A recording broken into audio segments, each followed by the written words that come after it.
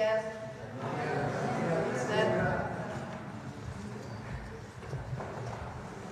¿Cómo están? Bien. Bueno, muy buenos días. Hoy tenemos 3 temas. El primero es ¿quiénes quieren los precios? Con Profeco, Iván Escalante. El segundo es sobre educación. Vamos a presentar el nuevo modelo de la nueva Escuela Mexicana para la Educación Media Superior y cuántas nuevas preparatorias y espacios para jóvenes vamos a construir este año. Y finalmente, antes de cerrar la conferencia, nos toca hoy Humanismo Mexicano con Diego Prieto, que pues nos va a hablar de algo importante. Bueno, Iván.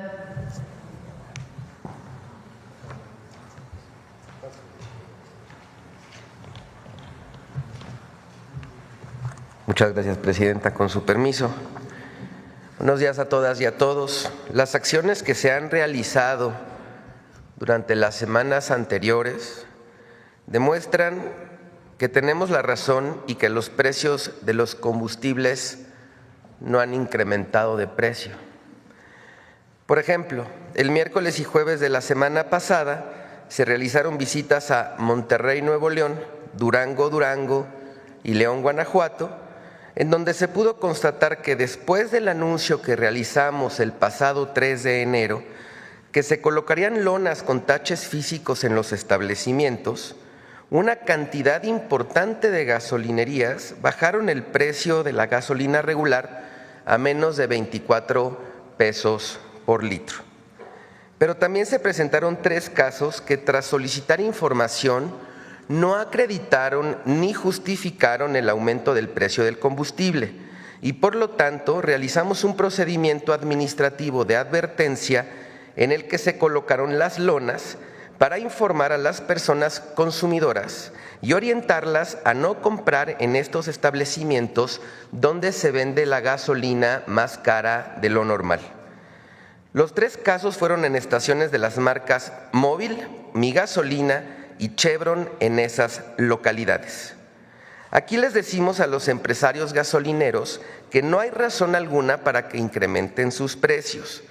La presidenta de México, doctora Claudia Sheinbaum Pardo, a 100 días del inicio de su gobierno, continúa cumpliendo con el compromiso de no incrementar los precios de la gasolina en beneficio de las mexicanas y de los mexicanos. Esta semana seguiremos señalando a las gasolinerías que se vuelan la barda e invitamos al pueblo a denunciar las estaciones que tienen precios altos a través de nuestras redes sociales. Ahora sí, si me lo permite, Presidenta, presentamos muy rápido el quién es quién.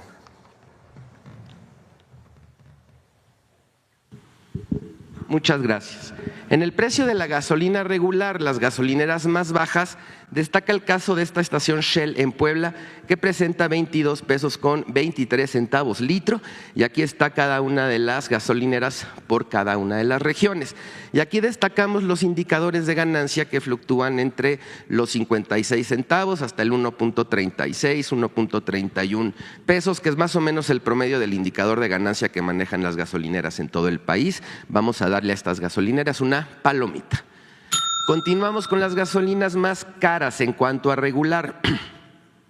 Destacamos la estación Chevron en Culiacán, Sinaloa, que vende la gasolina en 26 pesos con 84 centavos.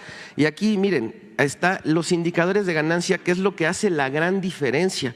Esta estación de Oxogas en Apodaca, Nuevo León, gana casi 5 pesos por litro de gasolina. Y aquí 2.58 en esta Mi Gasolina en Gómez Palacio, Durango, y esta gana 3 pesos la Go Gas de Huixquilucan, Estado de México. A estas gasolineras les vamos a dar un tache.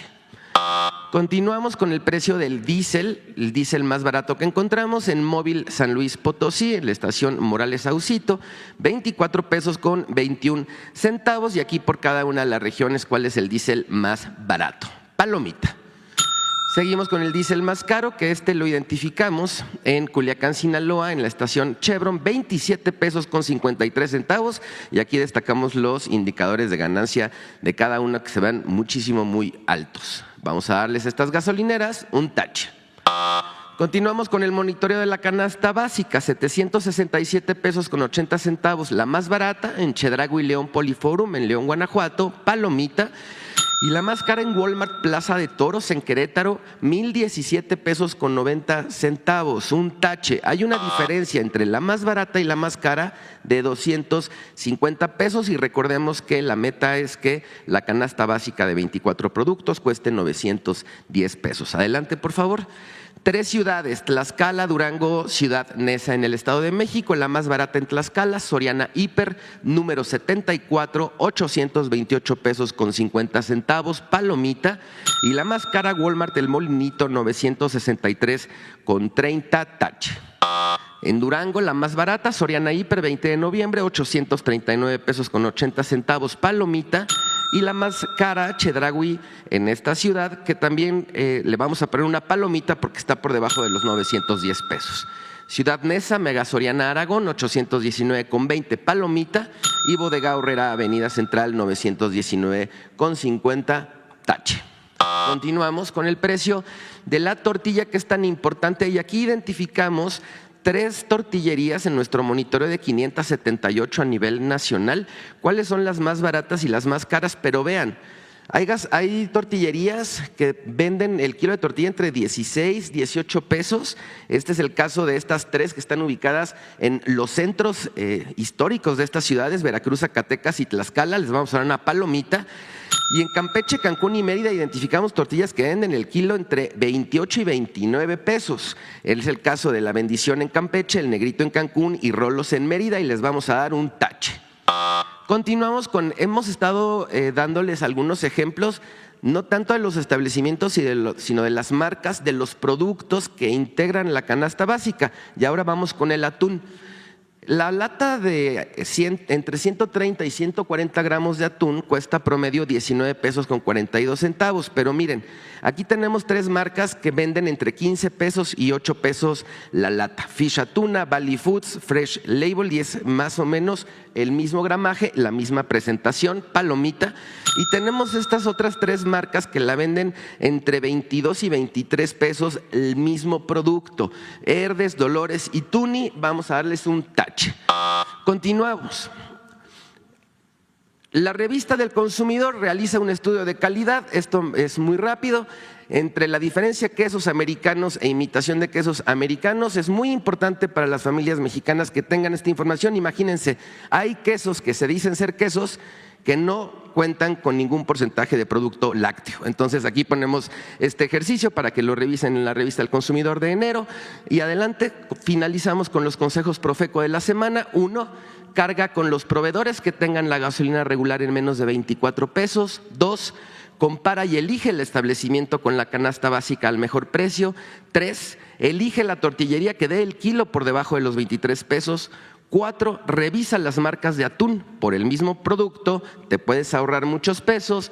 Y 5, distingue el queso americano de sus imitaciones y decide de manera informada cuál comprar. Aquí nuestras redes sociales y la página de internet en donde pueden consultar toda esta información y los estudios completos. Muchísimas gracias, Presidenta. Tania.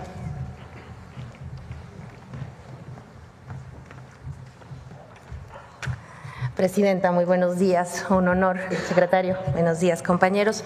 Buenos días, el día de hoy estamos muy contentos porque presentamos el Plan Integral del Sistema Nacional de Bachillerato de la Nueva Escuela Mexicana. Este es un objetivo estratégico para nuestro país. Cuidar a las y los adolescentes y a los jóvenes es tal vez el objetivo en el que la sociedad entera puede contribuir.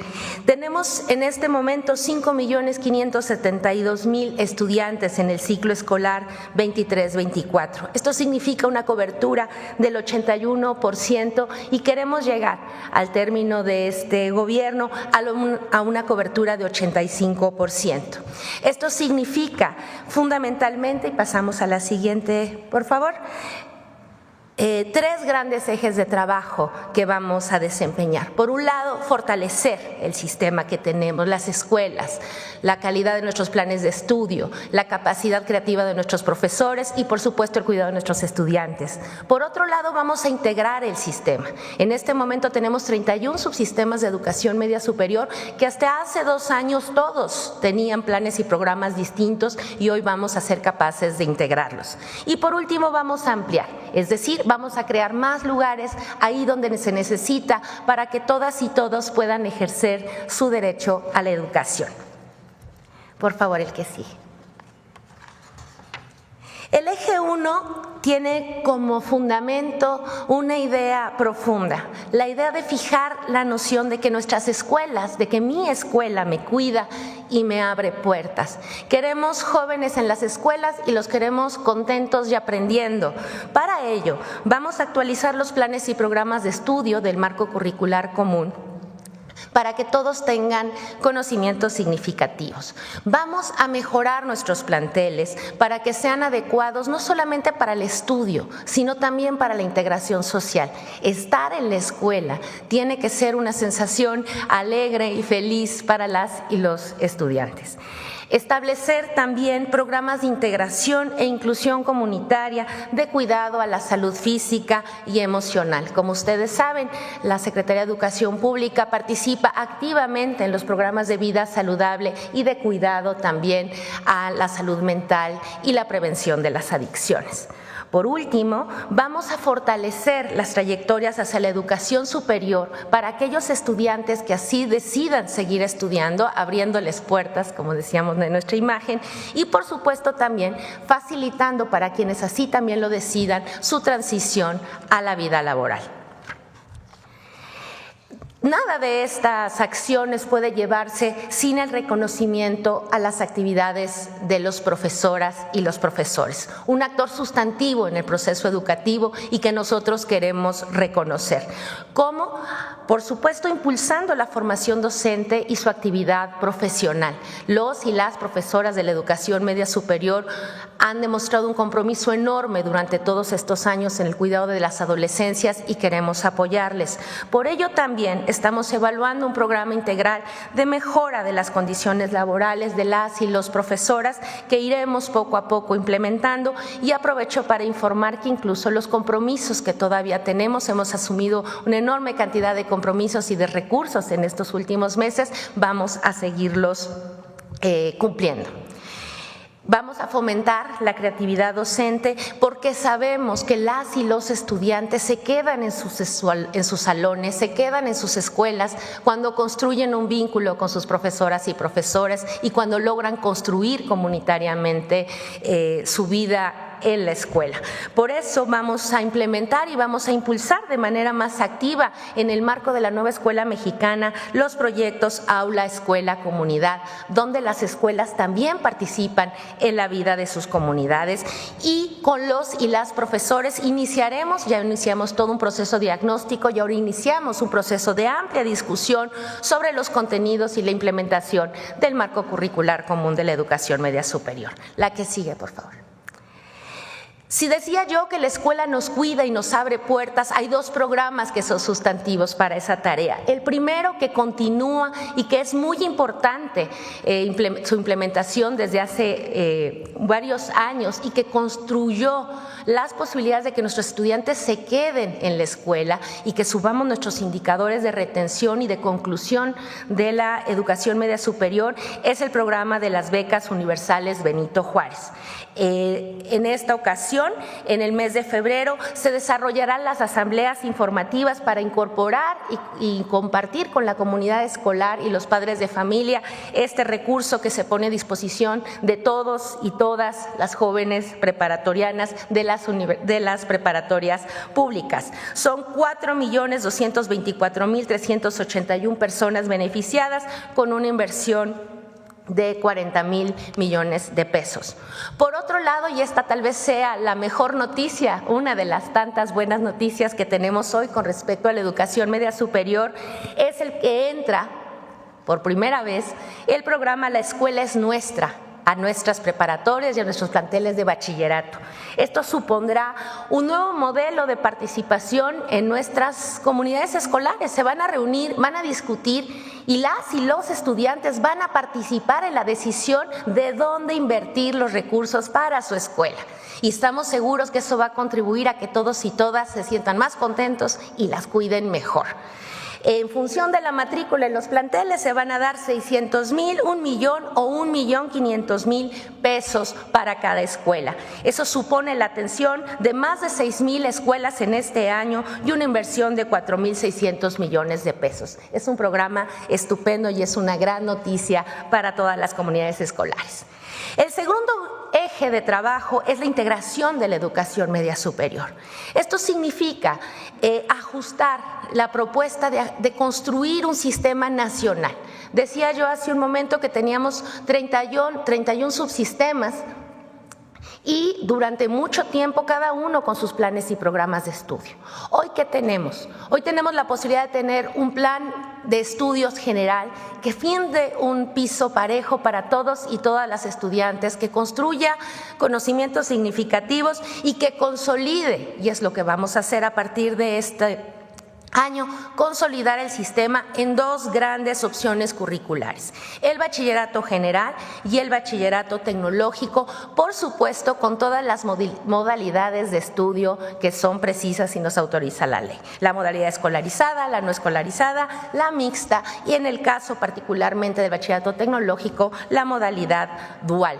Esta integración nos va a permitir, la que sigue, tener dos elementos muy importantes. El primero es que te construiríamos un certificado único para el bachillerato nacional, y adicional a él vamos a tener un certificado de formación profesional o tecnológica que va a estar avalado por una institución de educación superior.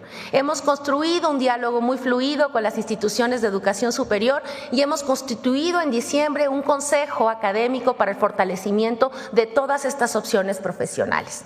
¿Qué hacemos con ello? Garantizar lo que yo decía hace un momento: abrir puertas a nuestros estudiantes, actualizar los programas. Tenemos programas actuales en ciberseguridad, agroindustria sustentable, robótica, desarrollo comunitario, promoción deportiva, toda la formación que requiere la política de semiconductores, inteligencia artificial y muchos otros más que vamos a construir también con nuestros compañeros de las instituciones de educación superior para abrir puertas a nuestros jóvenes.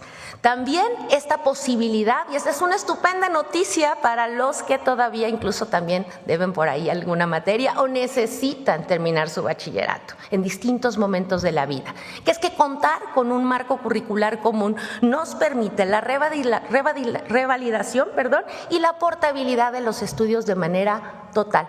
Y esto es un paso muy importante para la integración que garantiza los derechos de todas y de todos. Por último, y esta es también otro gran paquete de estupendas noticias, gracias a los recursos que la presidenta ha decidido invertir en este importante proyecto, hoy podemos anunciar que en 2025 vamos a construir 40,000 nuevos lugares. Vamos a ampliar la infraestructura educativa ahí donde hace falta. Hemos hecho un diagnóstico muy acucioso de dónde hacen falta preparatorias, dónde hacen falta telebachilleratos, y vamos a construir 20 nuevos planteles. Vamos a hacer 30 ampliaciones a planteles de alta demanda que actualmente no caben todos nuestros estudiantes. Necesitamos construirles un lugar para que todos estén en la escuela, y vamos a usar infraestructura educativa, particularmente las secundarias que no tienen turno vespertino, para habilitarlas, mejorarlas, hacerles nuevos laboratorios y talleres y habilitar ahí bachilleratos. Vamos a trabajar esta política en 59 municipios de 30 estados con una inversión de más de 2,700 millones de pesos. Estamos convencidos que esta integración del Sistema Nacional de Bachillerato bajo los principios de la Escuela Nueva Mexicana garantiza para todas y todos los adolescentes su derecho a la educación. Muchísimas gracias, presidenta. A ver, vamos a traducir para todas y todos. ¿De qué se trata? Actualmente hay 32, ¿no? O 31. 31 sistemas de educación media superior. La educación media superior pues es preparatoria, CETIS, CEBETIS, CONALEP, en fin, algunos son federales, o sea que los coordina la Secretaría de Educación Pública del Gobierno de México, y algunos son estatales, los coordinan las secretarías estatales de Educación Pública. ¿Qué queremos de todos estos 31 sistemas distintos? Orientarlos a dos sistemas, el Bachillerato Nacional General y el Bachillerato General Tecnológico. Entonces, todos los CETIS, CEBETIS, CONALEP, etcétera, etcétera, van a ser parte del Sistema Nacional de Bachillerato Tecnológico. ¿Qué queremos? Pues orientar los planes de estudio trabajando con las y los profesores, que es muy importante. Ya se hizo un esfuerzo con el presidente López Obrador, cuando Leti era secretaria de Educación Pública, para incorporarlos a la nueva escuela mexicana, pero vamos a hacer un esfuerzo adicional, para que no importa si vas a un CETIS, a un CEBETIS, a un CONALEP, tienes una formación básica equivalente y después ya cada uno se especializa en sus temas. ¿Qué otra cosa es muy importante? Pues si vas a salir con un título, con una validación de tus estudios general para todos. Entonces si dices, bueno, yo llevé mi educación media superior en el CETIS de Iztapalapa, de tal lugar, pero tengo un certificado único, no importa si estudié en Yucatán, si estudié en Baja California, en la Ciudad de México, en Hidalgo, etcétera. Y después, acompañado de eso, vas a tener otro certificado, validado por el Instituto Politécnico Nacional, por el Tecnológico Nacional de México. De tal manera que la educación media superior pues tiene su integración con la primaria y la secundaria, pero también con la educación superior. Este es un esfuerzo muy importante para todos los jóvenes, que todos sepan que independientemente de la escuela donde van, son validados, reconocidos a nivel nacional por un certificado único. La otra cosa muy importante es que vamos a mejorar las condiciones de trabajo de los profesores. Ya hicimos un esfuerzo en el 24 y ahora en el 25, porque no podría ocurrir esto si no es mejorando las condiciones laborales de las y los trabajadores de la educación media superior. Esto es algo que no se había hecho nunca. Las preparatorias han ido creciendo conforme a la demanda, pero en realidad los sistemas están separados. Entonces ahora queremos unificarlos, mejorar la educación y además ampliar la cobertura. Hay lugares donde tienen que salir del pueblo o de la ciudad donde viven para ir a estudiar la prepa a otro lugar. Pues queremos que se puedan quedar ahí donde viven con sus familias para estudiar la preparatoria. ¿Cómo lo vamos a hacer? Con nuevos planteles, con ampliación de los planteles actuales y dando en las secundarias que solo tienen turno matutino, el turno vespertino para las preparatorias. Son 3 formas de ampliar la matrícula para la educación media superior. Este año son 40,000 nuevos espacios que se suman a lo que ya existe y vamos a llegar hasta… ¿Cuántos espacios en total? 200,000 nuevos lugares para preparatoria en el país, principalmente ahí en donde no hay preparatorias, donde no hay bachilleratos tecnológicos. Además, pues se fortalece el bachillerato a distancia, sea tecnológico o sea bachillerato general, y todo esto pues para fortalecer nuestro sistema educativo y sobre todo para que las y los jóvenes estén en la escuela, les guste la escuela, quieran la escuela, sean parte de este sistema y que en vez de estar en la calle, porque tienen de 15 a 18 años, en vez de estar en la calle, pues estén estudiando, que es lo que todas y todos queremos. Pues este es el programa del Bachillerato Nacional para todas y todos los mexicanos. Pues esta es la propuesta de hoy. Ahora sí, tomamos sus preguntas. A ver, vamos para acá, la esquina de este lado.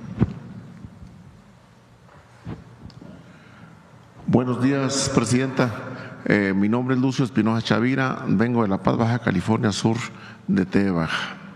Felicitarla primeramente por ese informe de los 100 primeros días de gobierno, un informe lleno de realidades, un informe muy bonito y muy nutrido, y bueno, felicitarla. Y en el tema de educación, fíjense que felicitar a todos ustedes por lo que está aumentando pues la calidad de las escuelas, del alumnado y de todo lo que significa la educación. Pero preguntarle, fíjese que en noviembre del 2023 estuvo Andrés Manuel López Obrador allí en La Paz, Baja California Sur, y bueno, él prometió que al personal docente y a los compensados y a todo el mundo los iba a regularizar. A la fecha no ha sucedido. No sé si tengan implementado alguna acción para regularizar a todo el magisterio.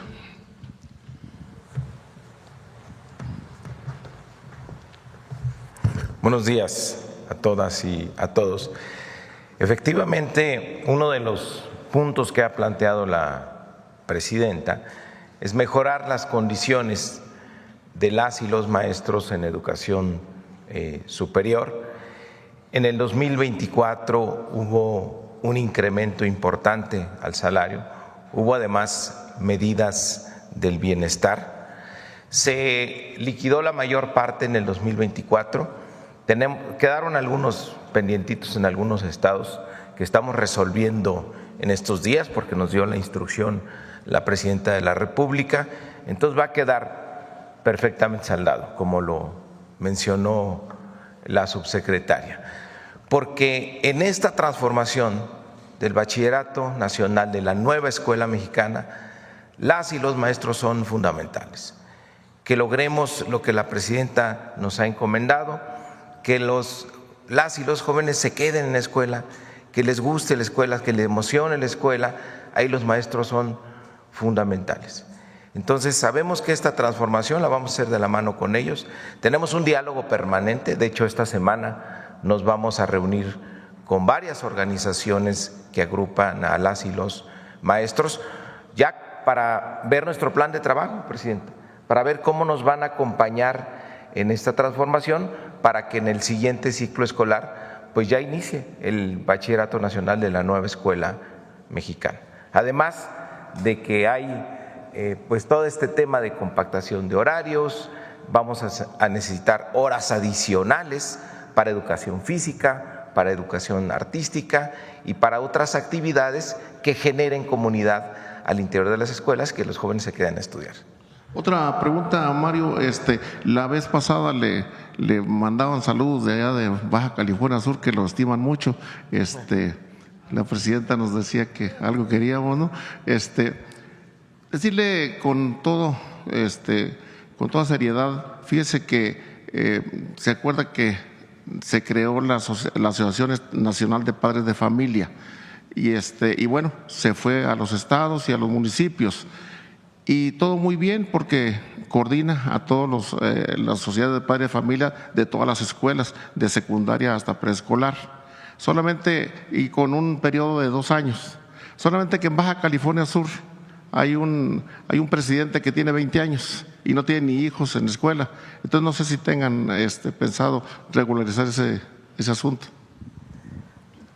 La escuela es nuestra, además de los beneficios que tiene materiales en el mantenimiento de las escuelas, ha provocado que los padres de familia tengan una participación cercana en las escuelas. Digamos que ha traído de regreso a los padres de familia a las escuelas. Por eso es tan importante la propuesta que ha hecho la presidenta de que la escuela es nuestra entre a las preparatorias, porque normalmente ya como padres de familia, cuando nuestros hijos entran a la preparatoria, ya no somos tan participativos. En primaria sí vamos mucho, en secundaria más o menos, pero en la prepa casi no.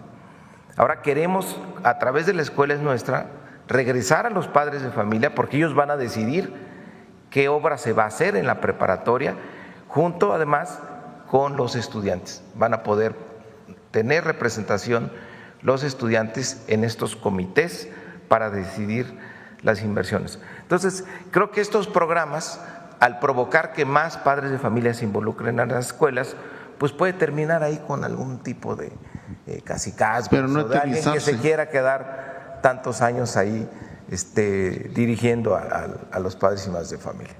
Gracias. Presidenta, un tema bien importante es el tema de salud.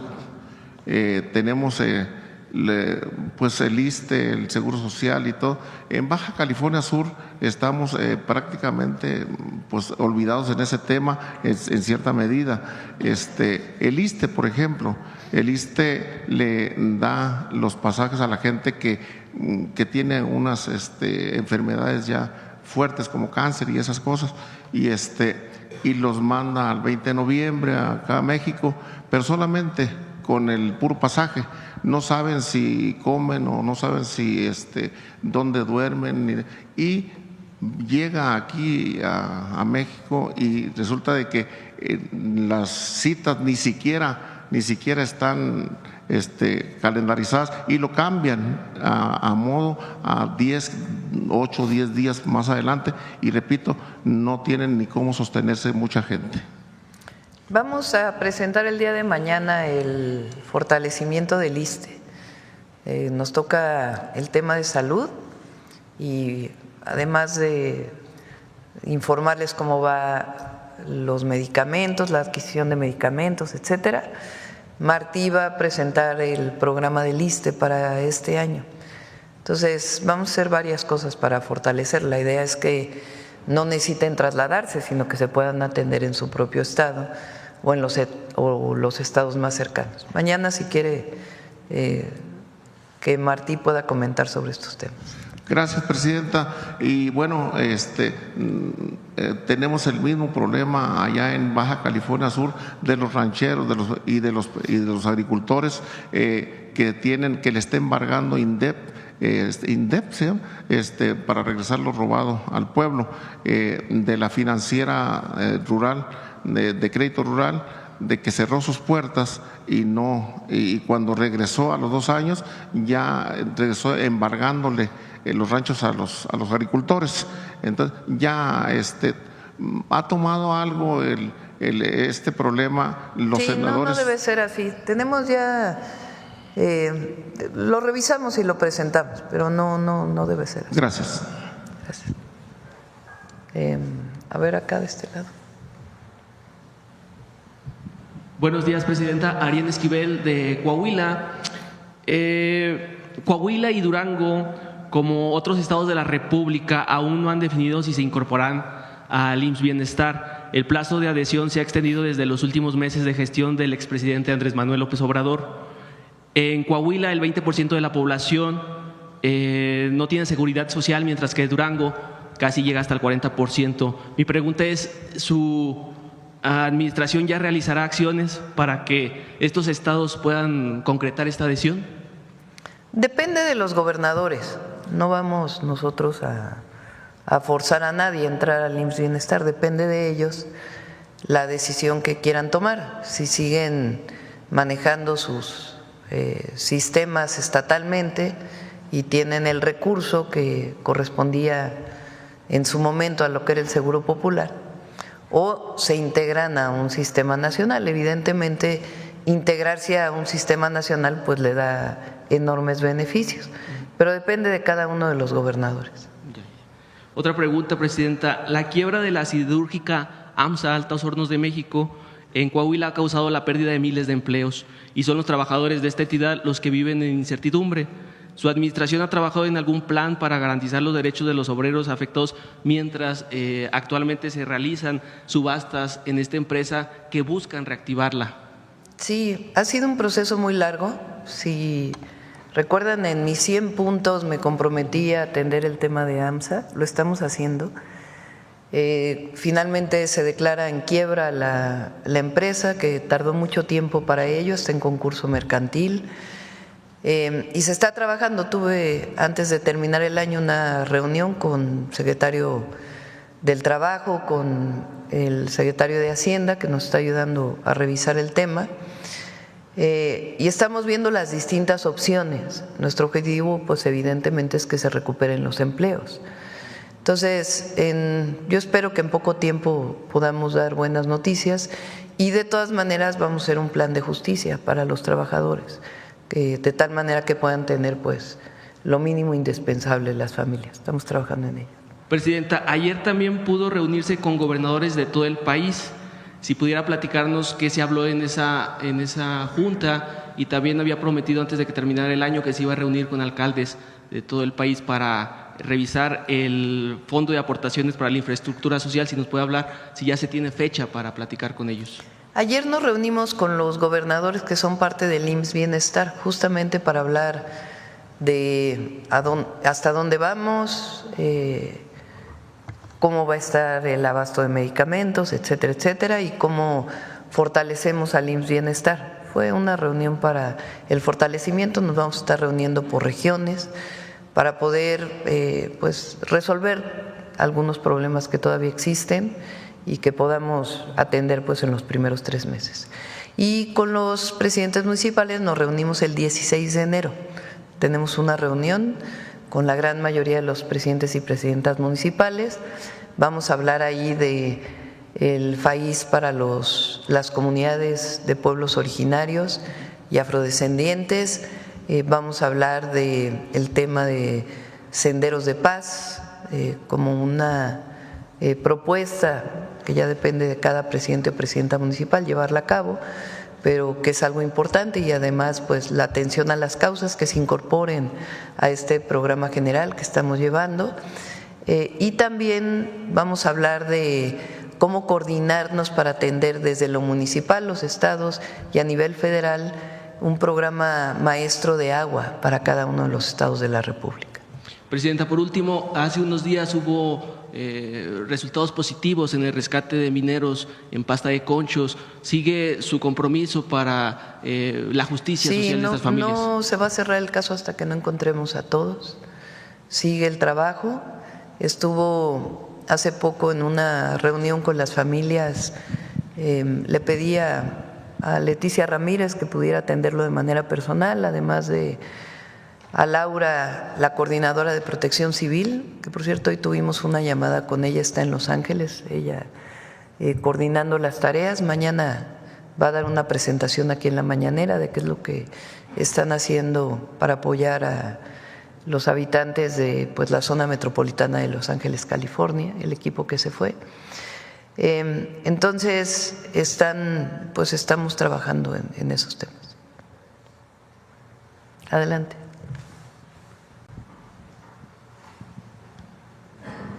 Gracias, buenos días, Presidenta. Fernando Cuevas, de Espacio Libre. Primero que nada, felicitarla por el día de ayer. Muchos vinimos esperando un evento protocolario, esperando una especie de informe de gobierno, y nos encontramos con una fiesta nacional. Esto en parte tiene que ver con la grandeza del pueblo de México, pero también con la grandeza de la presidenta que tenemos. Me sumo al 80% de su aprobación. Por otro lado, Presidenta, Nuevo León es de los 7 estados que conservan el 50% de la violencia en nuestro país, es de los estados más peligrosos de México. Cabe resaltar que en el 2024 Nuevo León tuvo 500 homicidios más que el estado de Sinaloa, el cual atraviesa en este momento por una guerra entre grupos delictivos.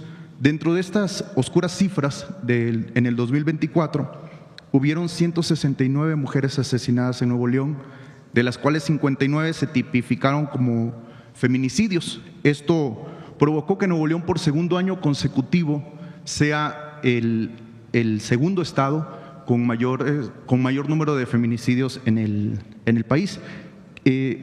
Estos lamentables años se pueden asociar con el fallido gobierno de Samuel García.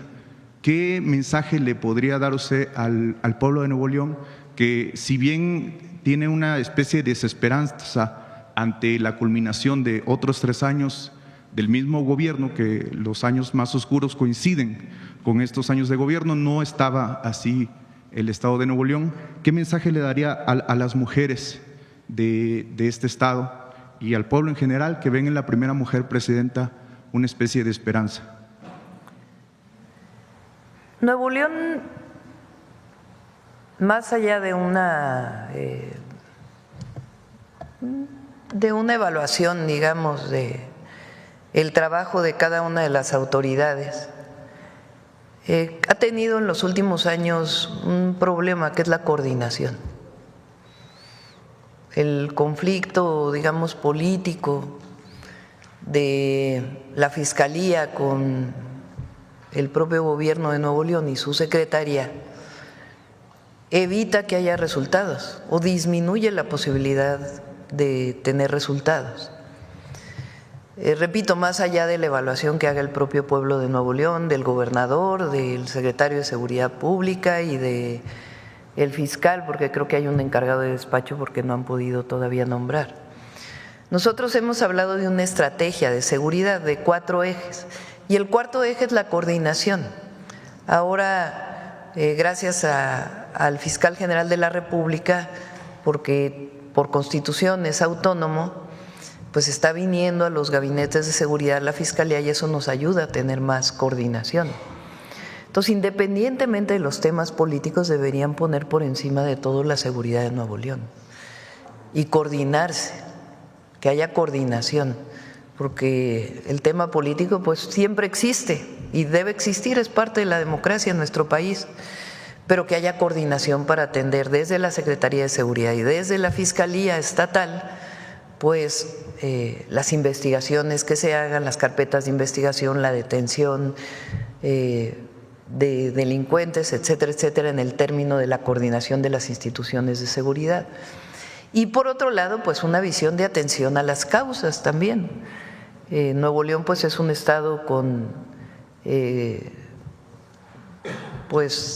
mucho empleo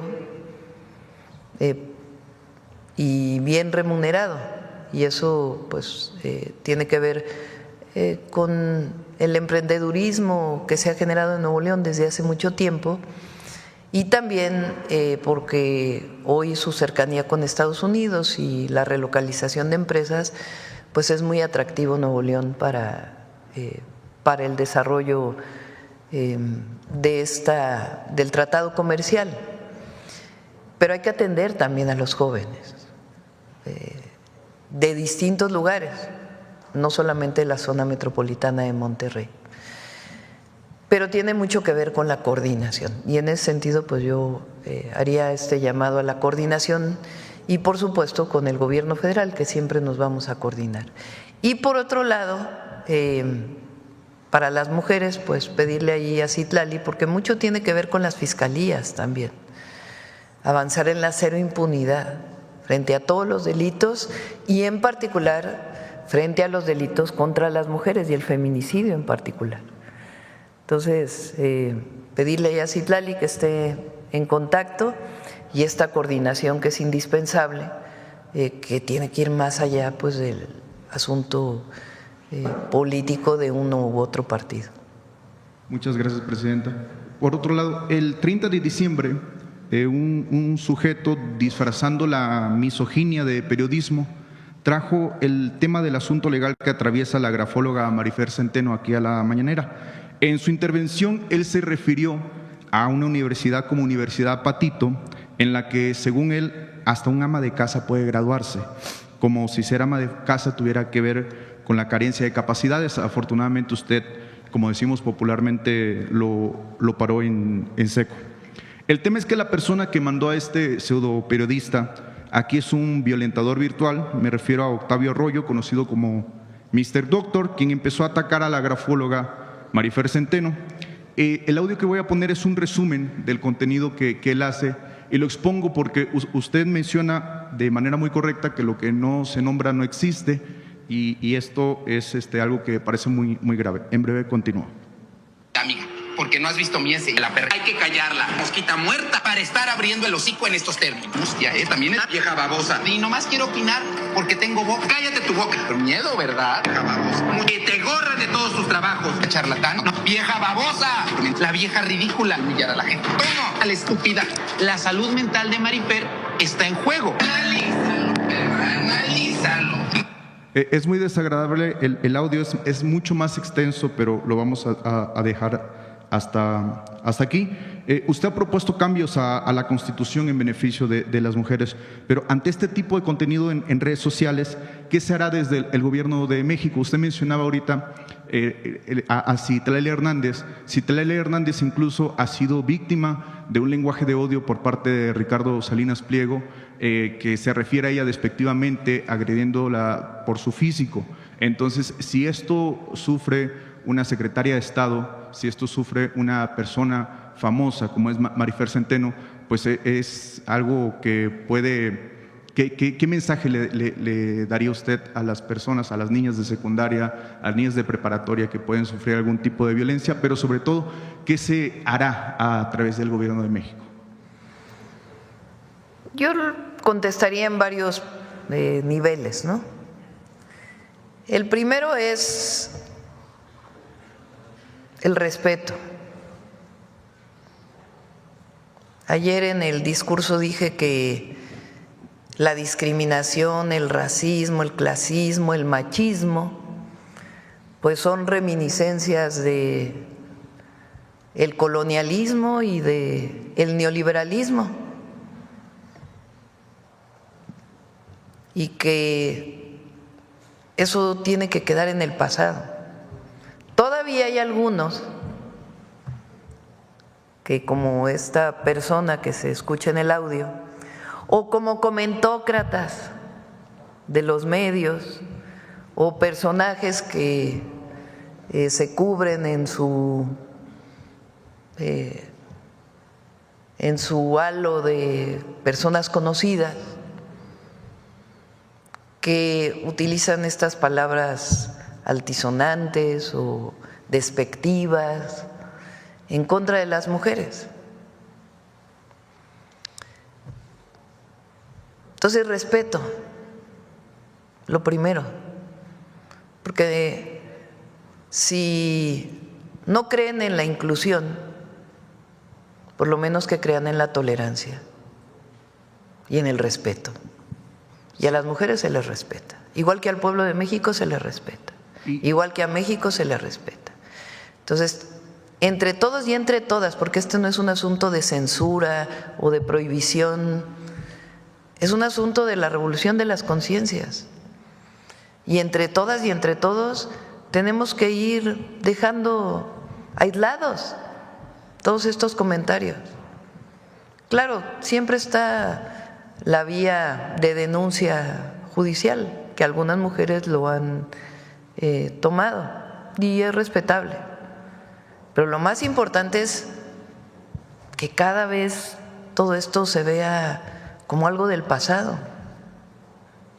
¿Se puede hacer algo? El odio quedó en el pasado.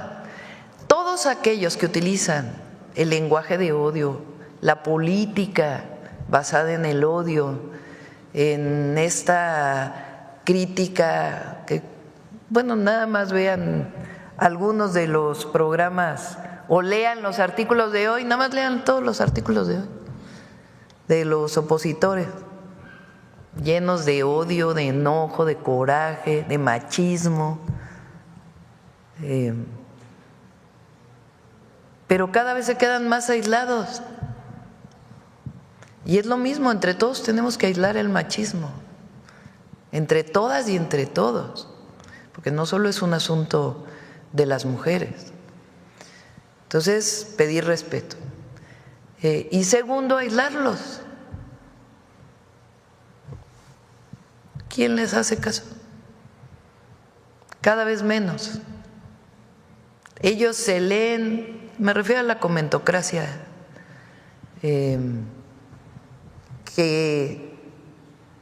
o a los comentócratas. Dicen que yo no digo nombres, pero ya los voy a empezar a decir pronto porque también es importante decir quién dice qué. Pero esta idea de que la presidenta no gobierna, que tiene en el fondo un machismo tremendo, les es imposible. Ayer incluso usé la palabra, tienen tanta cobardía que no tienen la posibilidad de reconocer que una mujer puede gobernar, o que puede ser ingeniera, o que puede ser abogada. Entonces, respeto, y por otro lado, entre todas y entre todos ir aislando cada vez más esos comentarios que no benefician ni al pueblo de México, ni a las mujeres, ni a nadie. Que suban el nivel de su crítica. Si no están de acuerdo que aunque una persona se dedique a analizar la personalidad de las gentes, de las personas, a través de su letra, pues que digan por qué, que utilicen argumentos científicos, técnicos, pero estas palabras altisonantes, pues que se queden ahí aisladas y que cada vez menos gente las escuche, porque que eleven el nivel. Gracias, Presidenta. Por último, hay una crítica muy grande por parte de la comentocracia y de alguna parte de la sociedad acerca del programa Jóvenes Construyendo el Futuro. Por parte de algunos personajes de la sociedad reprochan el que ellos no tuvieron ese apoyo y que ahora les parece injusto que los jóvenes reciban ese ingreso. Desconocen el concepto que tienen que trabajar para tener ese ingreso, pero también la derecha, voy por mencionar alguno, a Javier Lozano, a Ricardo Salinas Pliego, entre otros, se han referido despectivamente a los jóvenes. Ya sabe las palabras típicas, flojos, huevones, estiran la mano. ¿Qué mensaje le daría a este sector que está criticando un programa que a mí me benefició en el año de la pandemia y con eso pude salir adelante como joven? ¿Qué mensaje le daría a esas personas? Pues es este conservadurismo que mira al pasado como si ellos hubieran resuelto algo. Ahí tienen a Zedillo. ¿Por qué no habla Zedillo del Fobaproa? De los regalos que le dio a muchos empresarios en el rescate.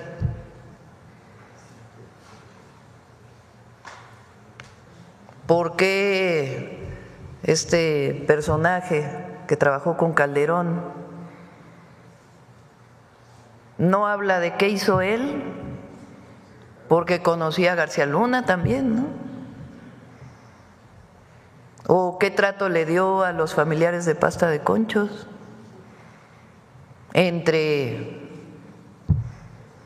Es que ellos quieren regresar por sus fueros, pero el pueblo de México ya dijo basta.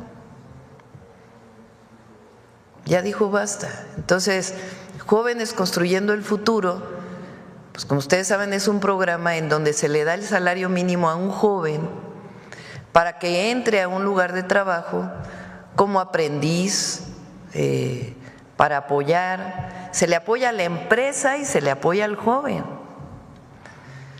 Y más del 60% se quedan en el empleo. Entonces, Jóvenes Construyendo el Futuro le ha dado la posibilidad a cientos de miles de jóvenes de conseguir un empleo y en la mayoría de los casos se quedan en el empleo.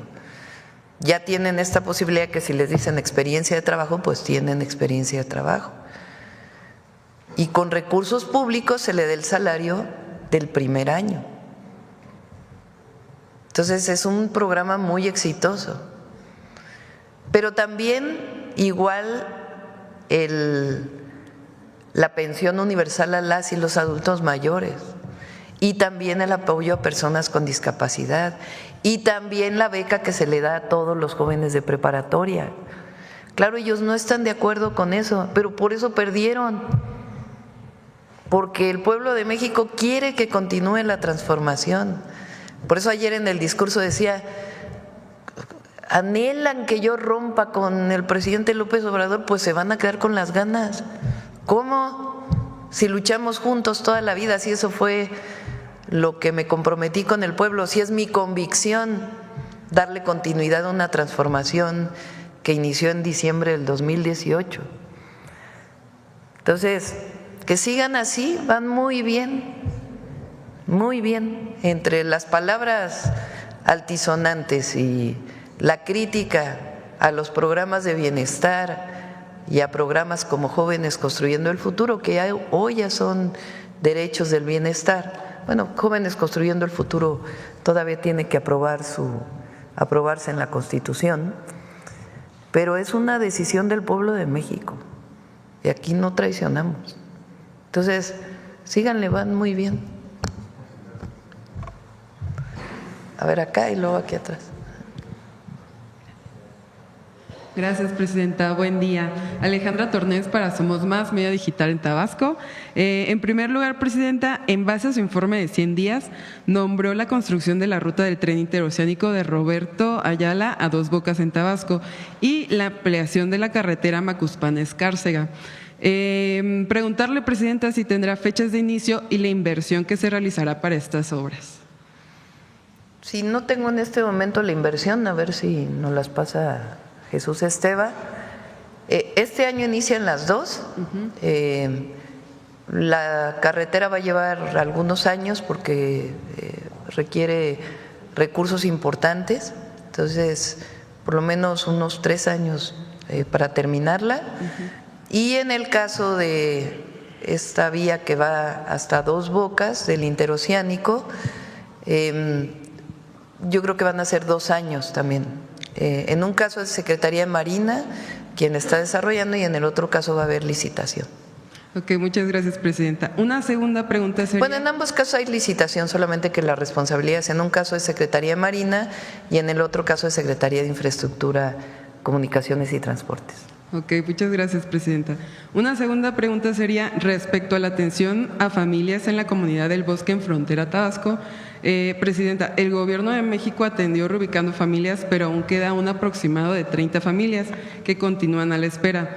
Preguntarle sobre el apoyo a estas familias, si tiene algún informe que nos pudiera compartir. Le comentamos a Edna Vega, la secretaria de SEDATU, para que se pueda poner en contacto contigo para ver exactamente quiénes son estas familias y a todas se les va a atender. Ok, muchas gracias, presidenta. Una última pregunta y aprovechando la presencia del secretario. En Villahermosa circula información vía padres de familia del Cebetis 32. Exhibieron un presunto incremento en cuotas de reinscripción. Preguntarle en primer lugar si se tiene conocimiento de incrementos en cuotas y preguntar si se tiene una regulación, algún tabulador al respecto de estas cuotas para el 2025. Sería bueno socializarlas.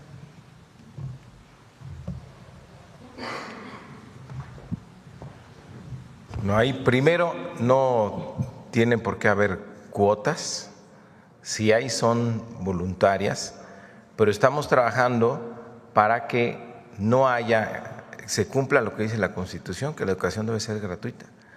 Entonces, que no haya cuotas ahí. Vamos a revisar el caso de ese Cebetis y vamos a coordinarnos con el gobernador, porque las cuotas a veces las utilizaban justamente para hacer algún arreglo, mantenimiento a las instalaciones, y con la entrada de la escuela es nuestra, pues no va a ser necesario que se le cargue la mano a los padres de familia con las cuotas. Los recursos de la escuela es nuestra, van a servir para dar ese mantenimiento. Entonces vamos a revisar ese caso. Gracias. La educación pública debe ser gratuita. En algunos lugares, sobre todo las universidades autónomas de los estados, hay cuotas de inscripción y colegiaturas en algunos casos. Y vamos a ir trabajando en este esquema, por un lado, de austeridad, que no quiere decir disminuir el derecho a la educación, sino disminuir todos los gastos administrativos, Por cierto, la UNAM hizo un programa de austeridad que me parece muy bien y hay que ir avanzando en ello para que haya recursos suficientes y que podamos alcanzar la gratuidad que lo establece la Constitución. En educación media superior, en esa sí vamos a empezar este año, no debe haber cuotas. A ver acá y luego aquí atrás. Gracias, presidenta. Buenos días. Laura Ávila, de Posta Ciudad de México.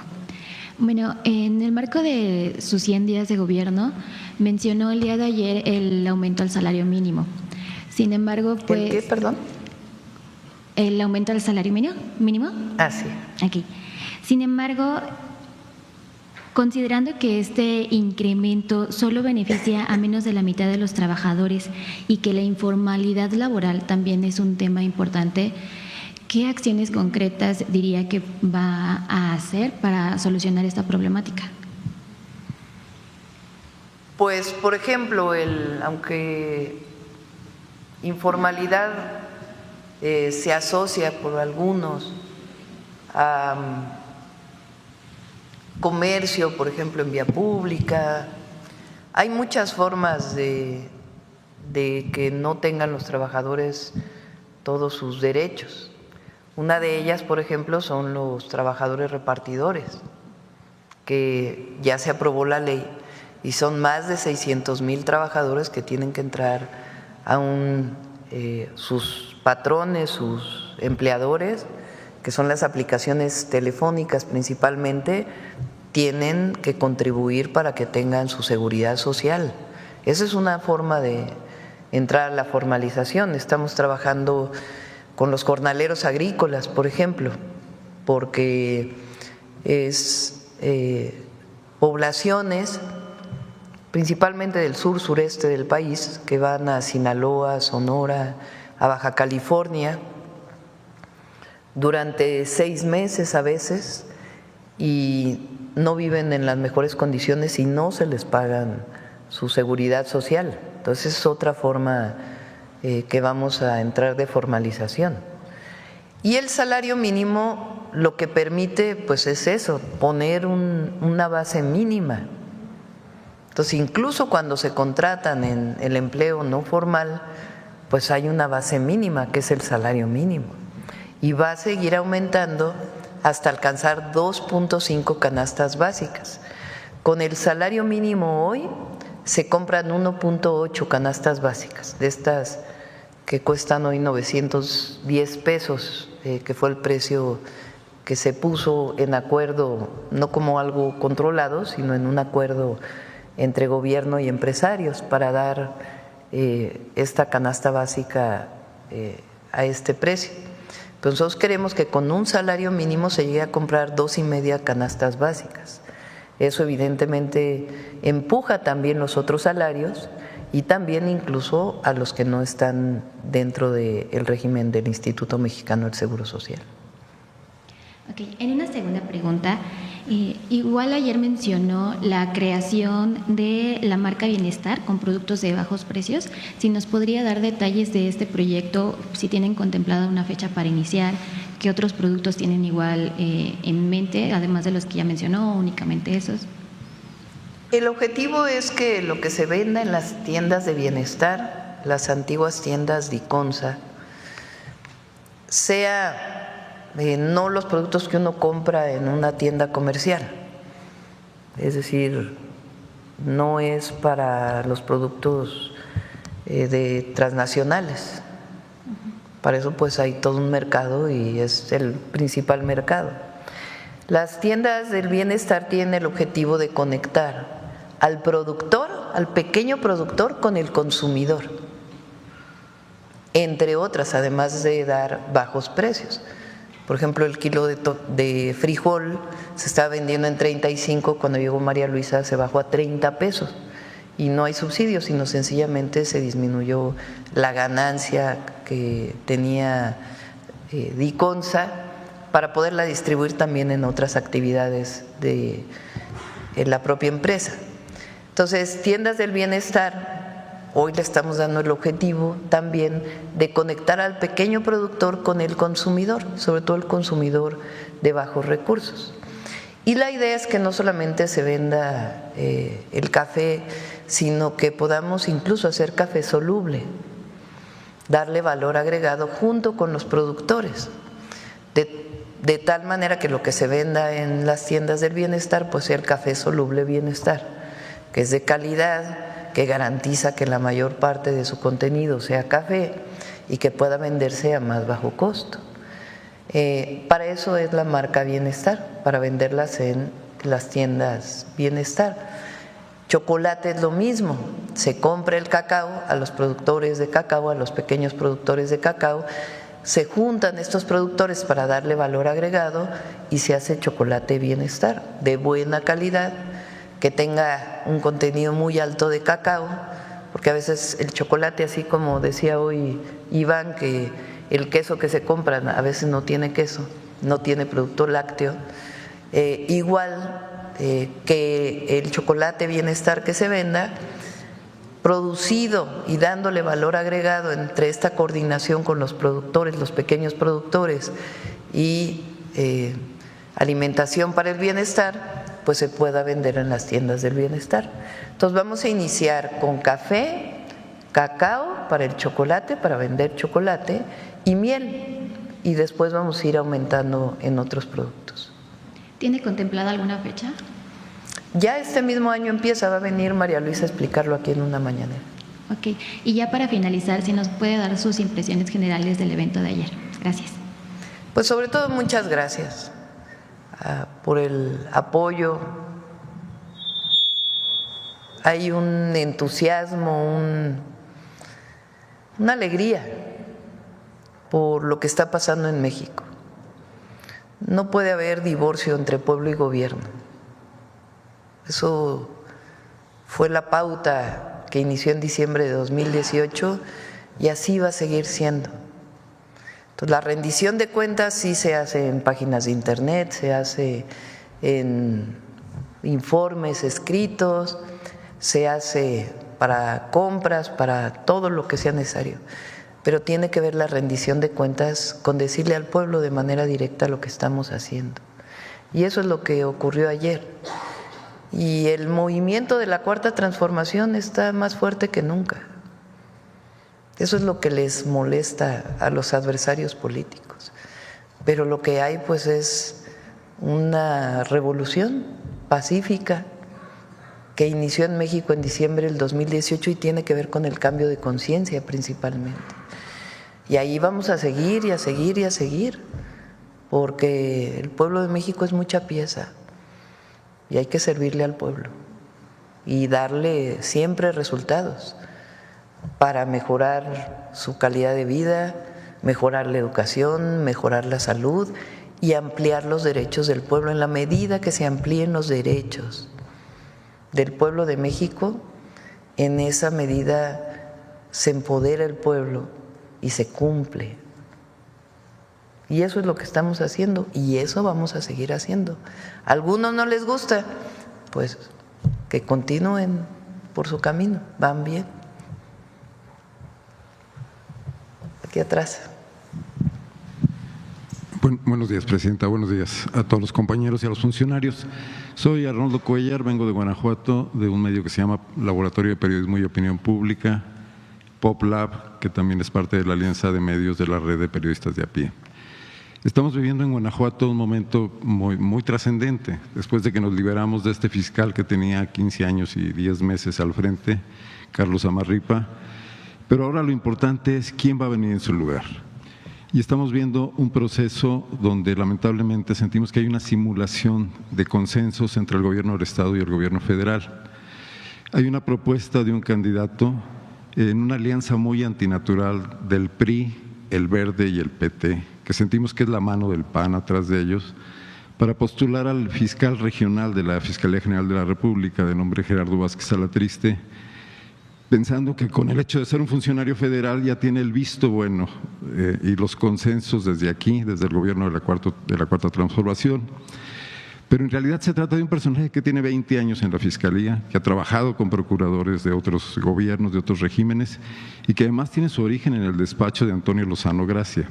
Nos preocuparía mucho que se desperdiciara la oportunidad de hacer una política pública de seguridad más abierta, que se llevara a cabo un parlamento abierto en Guanajuato, para que el nuevo fiscal pues, nos quitara de encima el enorme peso de impunidad que hemos tenido y mejorara la colaboración con el gobierno federal.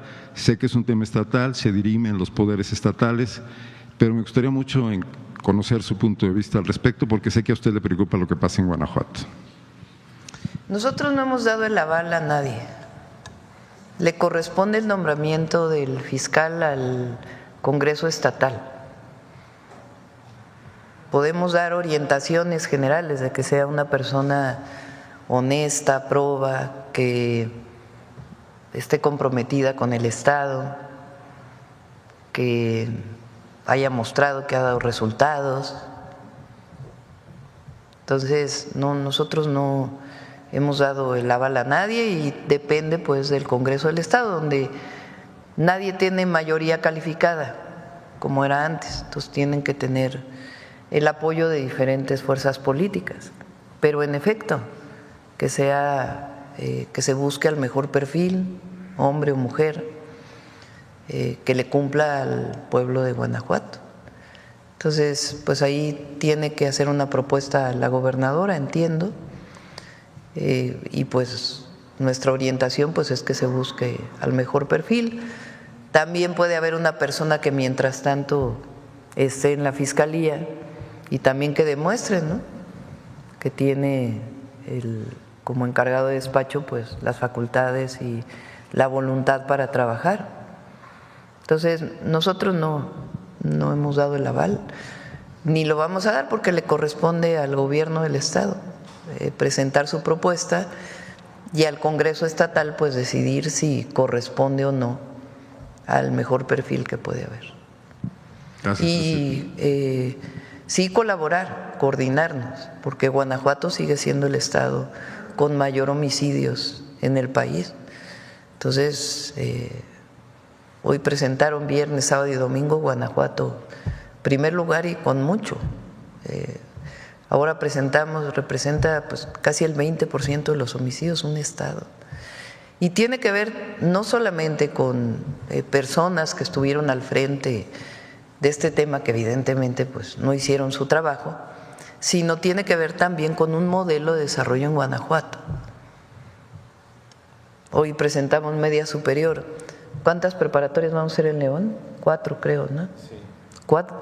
Hay una sola preparatoria pública en León, Guanajuato.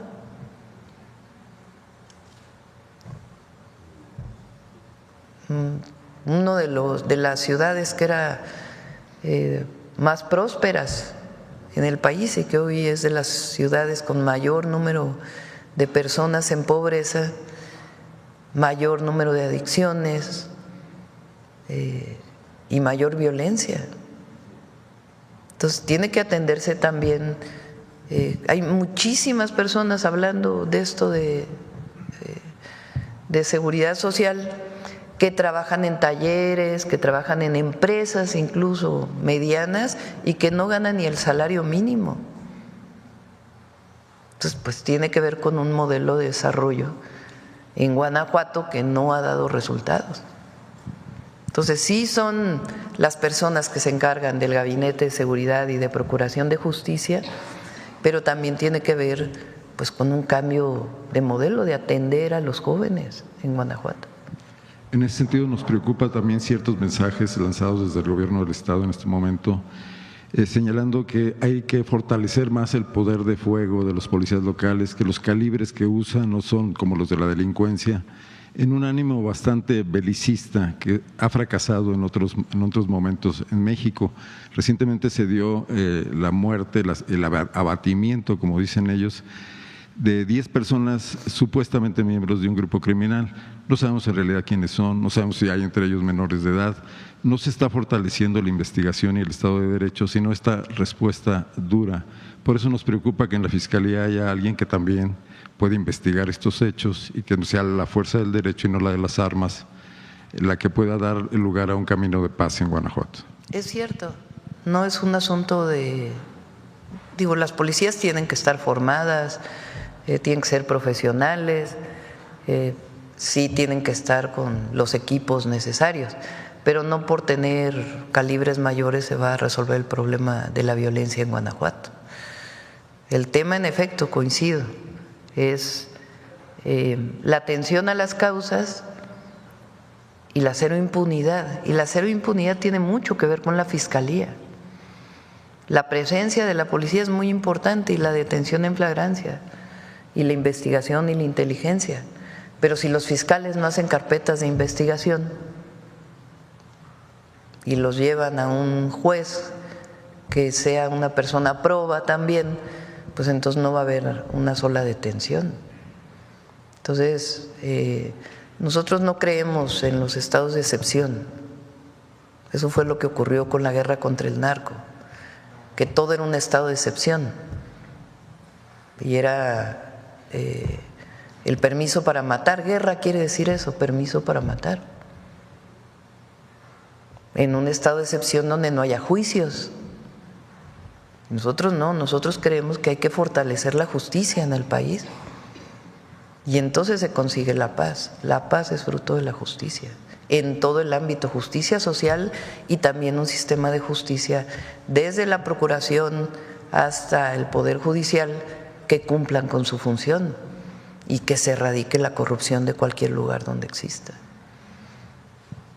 Finalmente, y en otro tema, Presidenta, el mensaje que usted lanzó hace unos días a los cónsules, sobre todo en las ciudades norteamericanas, fue muy bien recibido por la comunidad migrante porque sienten que hace falta ese diálogo entre activistas que ya trabajan desde la sociedad civil para defender a los migrantes indocumentados. Ellos son documentados pero defienden a otros que no lo son, pero que tienen muy poco espacio de interlocución con los cónsules.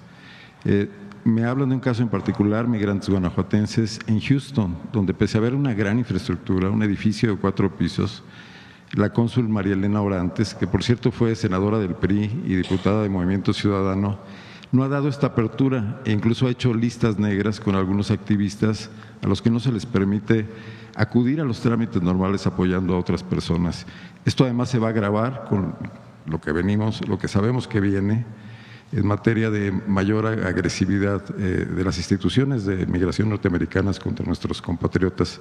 Entonces, saber si se va a supervisar de alguna manera que se cumplan estas instrucciones suyas para que haya una política de más diálogo, de puertas abiertas y sumen fuerzas, tanto activistas desde la sociedad y los funcionarios consulares. Sí, vamos a pedirle al canciller que vea si hay algún tema con la cónsul, ¿no? Pero hasta ahora, la verdad, no tenemos quejas en particular de ningún cónsul, hombre o mujer, y hay mucha colaboración y entrega que esperemos que pues de inmediato lo noten nuestros compatriotas que están allá en Estados Unidos.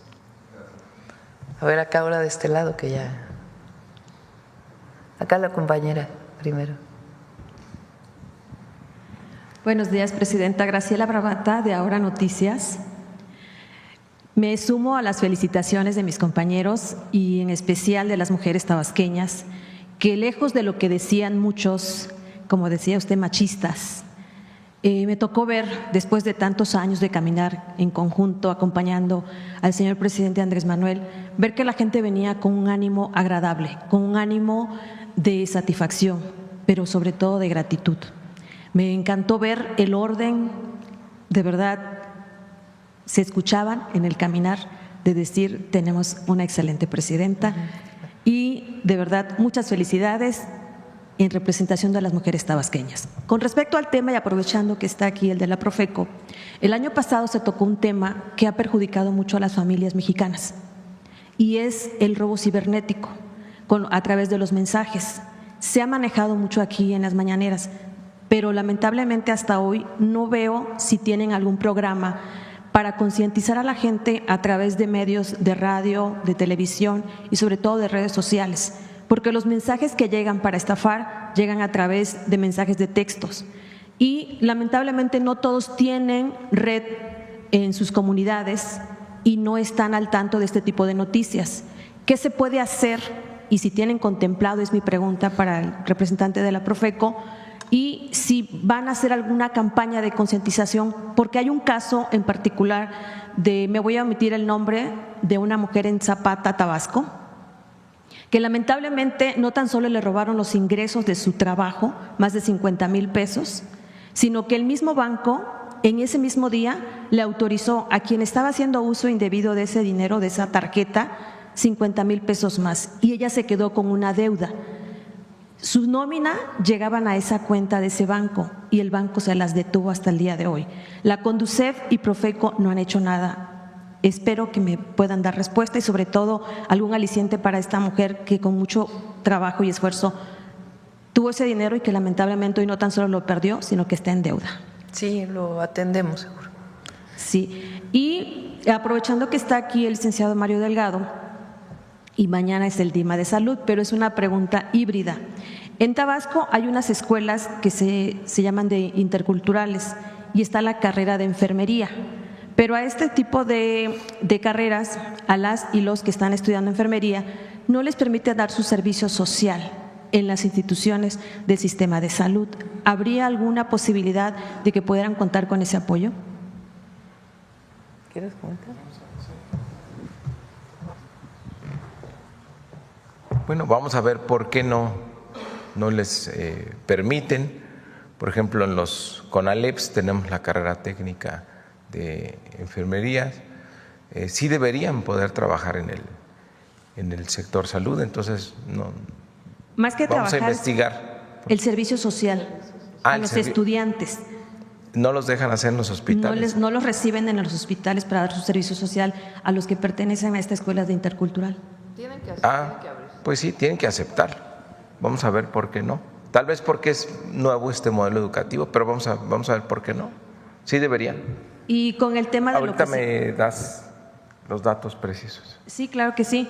Y con respecto al tema de que expusieron del nuevo proyecto tan extraordinario, al igual que comentaba mi compañero, de que hay personas de que no tuvimos esa oportunidad que hoy tienen esta generación de la Cuarta Transformación, como los jóvenes construyendo el futuro.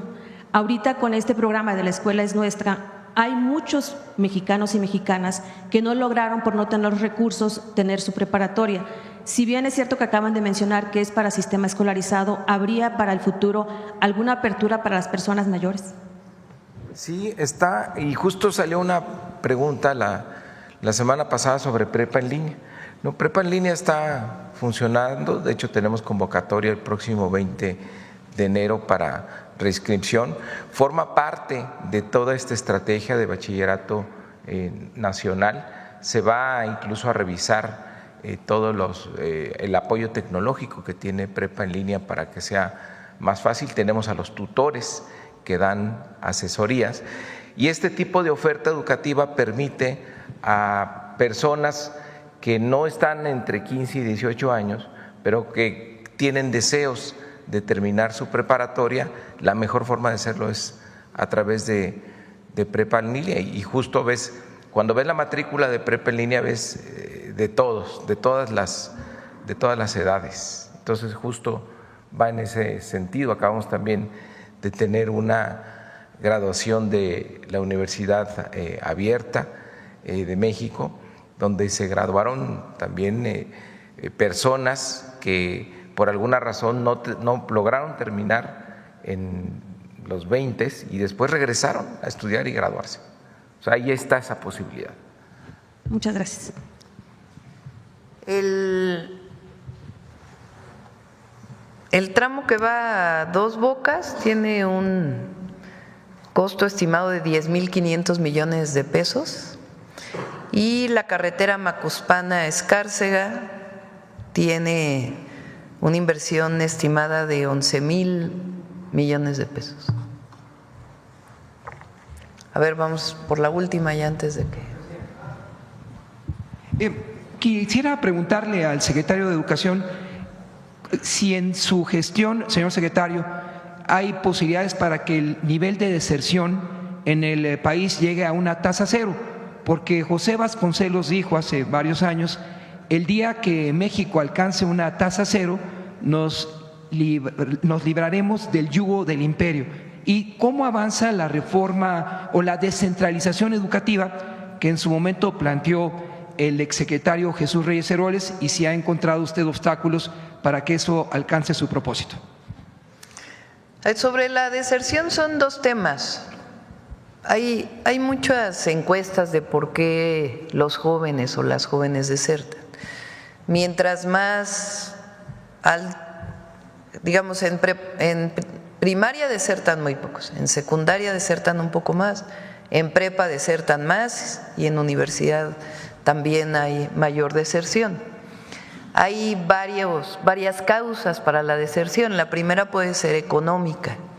Entonces, la beca Benito Juárez que dio el presidente López Obrador y que la seguimos dando y que hoy está en la Constitución, ha permitido disminuir la deserción escolar en la preparatoria. ¿En qué porcentaje es?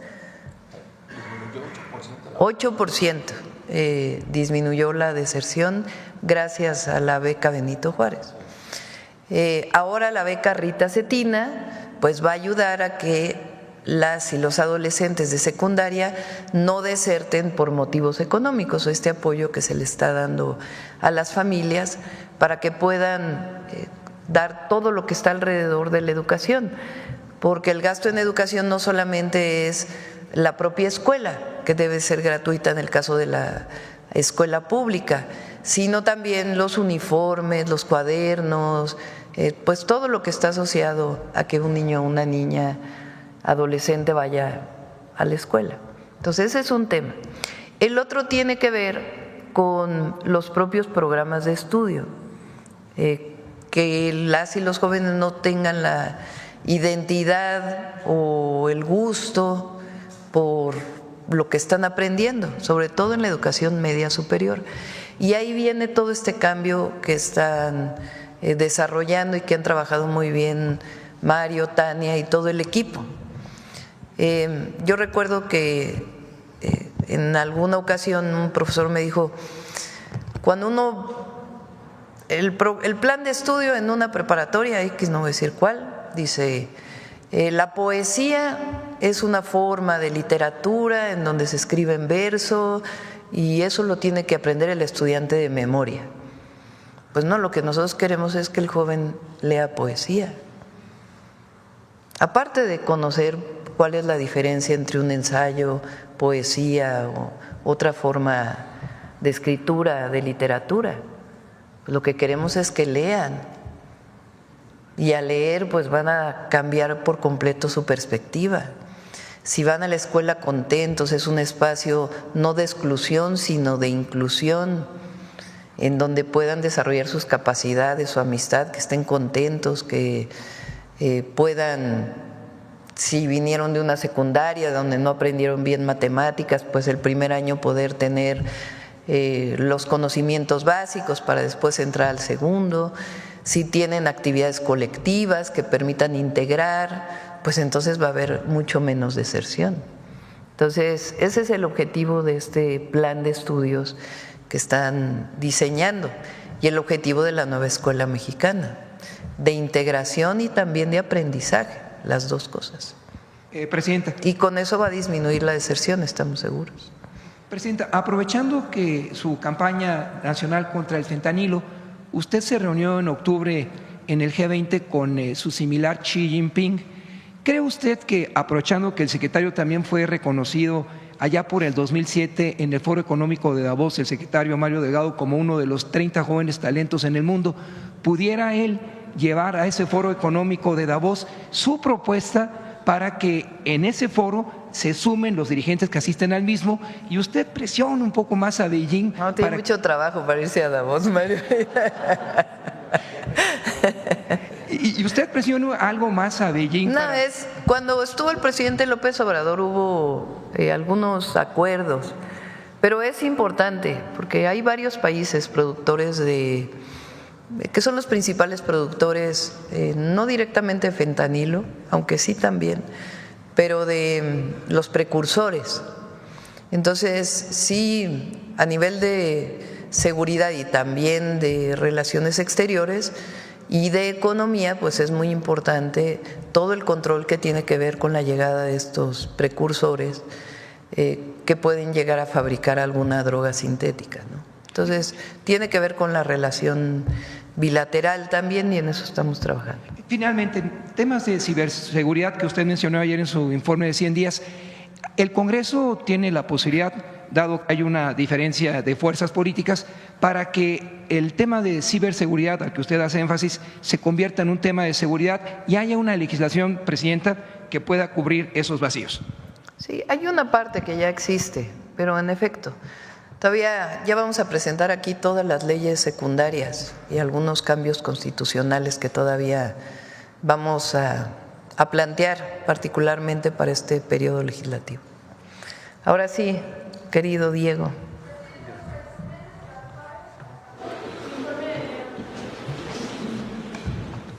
Muy buenos días, Presidenta, compañeras y compañeros del equipo de gobierno, amigas y amigos de los medios y quienes nos siguen en redes. En primer lugar, pues con una felicitación muy entusiasta a la Presidenta y al pueblo de México por estos 100 primeros días de gobierno y de transformación de nuestro país. Nos corresponde estar hablando del humanismo mexicano. Y un elemento fundamental del humanismo mexicano, uno de sus valores, es la interculturalidad. ¿Qué significa la interculturalidad? Significa que podamos entendernos entre quienes hablamos lenguas diferentes, tenemos distintas maneras de comprender el mundo, de organizarnos en familia, en comunidad, en barrio, en sociedad, distintas cosmovisiones, distintas creencias religiosas, distintas maneras de pensar nuestra salud y nuestra vida.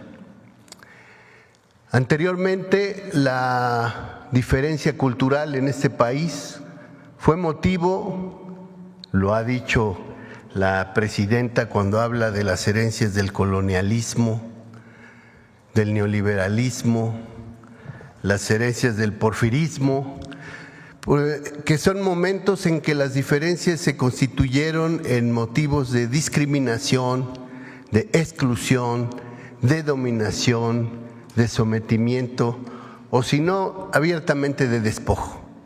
Y eso dio lugar a una sociedad profundamente desigual, a una sociedad caracterizada por esta diferencia abismal entre la opulencia y la indigencia, que ya el generalísimo José María Morelos y Pavón se había encargado de denunciar y de plantear como un sentimiento de la nación la necesidad de disminuir la opulencia y la indigencia.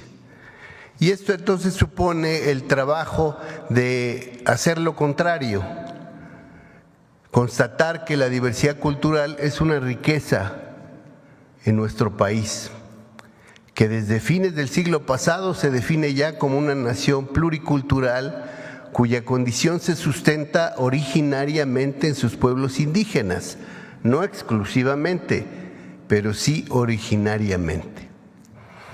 Y en esta idea de poder ilustrar la fortaleza de esta nación pluricultural y sentirnos orgullosos de un país que tiene una gran diversidad de lenguas, de grupos étnicos, de formas de vivir la comunidad y de visiones del mundo, es que como parte de los logros de estos primeros 100 días de gobierno, y claro, resultado de un trabajo que se gestó prácticamente desde el inicio del gobierno anterior, ya lo anunciamos el lunes pasado, el Museo Nacional de Antropología ha reabierto su segundo piso para poder ilustrar la fortaleza cultural de nuestros pueblos y comunidades indígenas y afromexicanas que, por supuesto, ya existían salas etnográficas en este museo,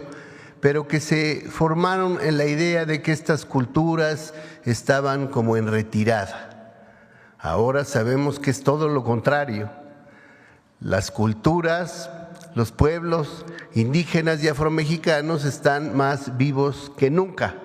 Y por eso, uno de los grandes logros legislativos recientes pues fue modificar el artículo 2 de la Constitución para reconocer, lo ha dicho la presidenta, que nuestras comunidades indígenas y afromexicanas deben ser consideradas sujetos de derecho público.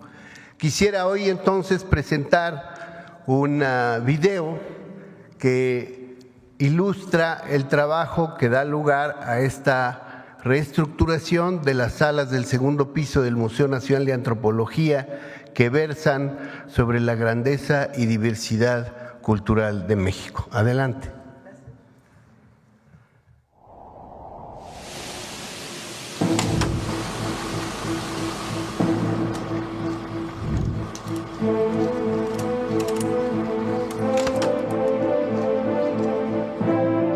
Hace 60 años, en septiembre de 1964, cristalizó el sueño de que México contara con un gran museo para exponer la grandeza de sus culturas ancestrales.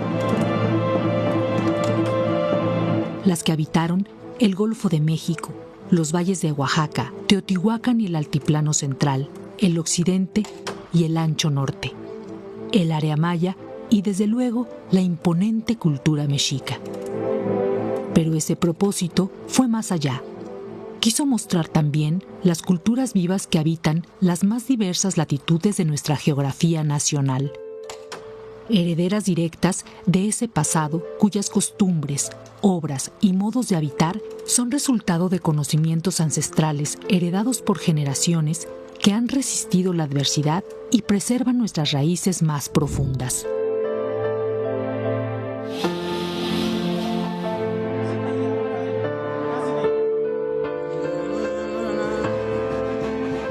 Que nuestra Constitución reconoce a los pueblos indígenas y afromexicanos como sujetos de derecho público, resultaba imprescindible renovar lo que en su momento fueron las salas etnográficas del museo. Se trató de un reto mayúsculo para expresar la vitalidad y fuerza de nuestra diversidad étnica, lingüística y cultural. Lo que supuso incorporar los estudios de cientos de especialistas y de los mismos pueblos originarios a fin de acercarnos a sus procesos culturales y formas de vida actual,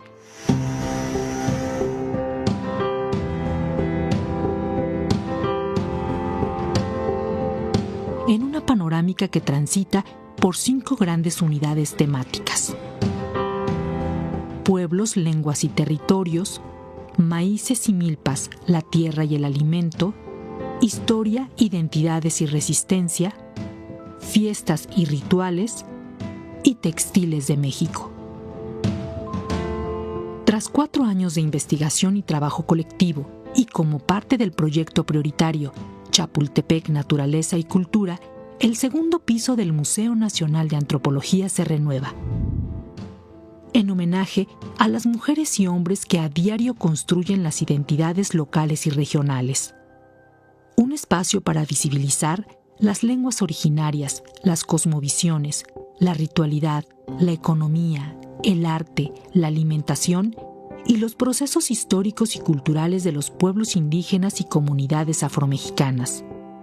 Un reconocimiento a la diversidad cultural de México para combatir la desigualdad, el racismo y el clasismo y aprender a revalorar las formas de vida y el pensamiento original del México profundo. Con más de 6,000 metros cuadrados de museografía y 4,500 objetos, se hacen presentes más de 70 pueblos vivos. Nunca más en el olvido los pueblos indígenas y las comunidades afromexicanas, quienes son base y sustento de la diversidad identitaria y del humanismo mexicano.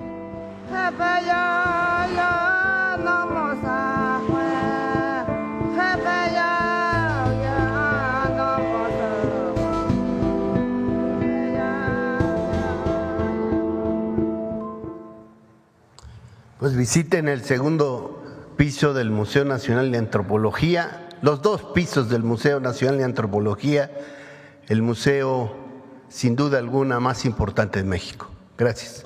Gracias, Diego. Nos Nos vemos al ratito, si quieren vamos ahí a presentar el Plan México, justo creo que es en el museo, ¿verdad?